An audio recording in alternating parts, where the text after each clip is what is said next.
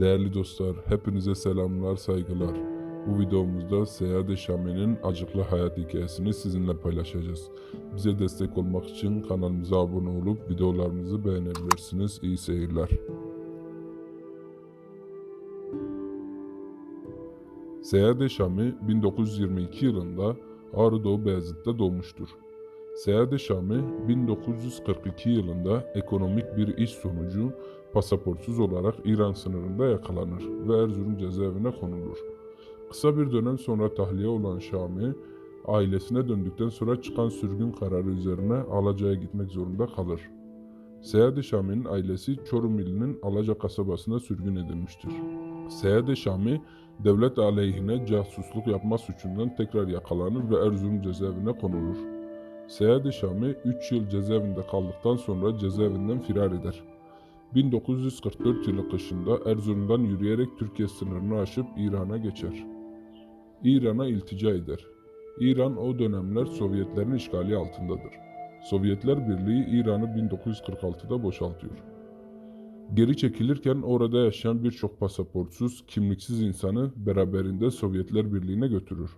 Seyahat Şami de bu gidenlerin içindedir. Seyahat Şami oraya gittikten sonra Sovyetler Birliği'nin vatandaşı olur. Orada da Seyahat Şami rahatlığa kavuşmaz.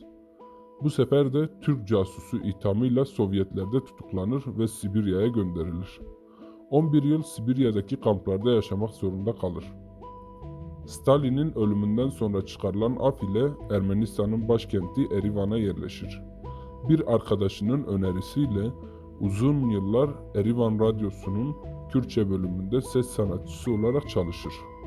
Seyahat Şami'nin karizmatik kişiliği nedeniyle radyodan tüm Kürtler tarafından kısa sürede tanınır hale gelir. Seyahat Şami, Erivan Radyosu'nda Apo türküsüyle büyük beğeni kazanır. Firardan tam 15 yıl sonra bir gün bir çocuk, "Seyahat amca Erivan Radyosu'nda konuşuyor, stranlar söylüyor" diye bağırarak aileye haber verir. Aile sevinir sevinmesine ama bir türlü Sovyet Cumhuriyeti'ne gitme olanağı olmaz.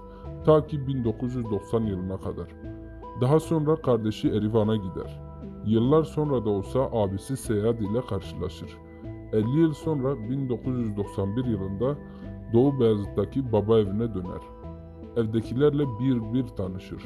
Tanıdıkları, tanımadıkları olur. 1991 yılında Bazit'teki evine gelen Seyahat Şami'nin dikkatini sırtını duvara dayamış yaşlı bir kadın çeker. Ve "Bu bacım kimdir, neden tanıştırmadınız?" der.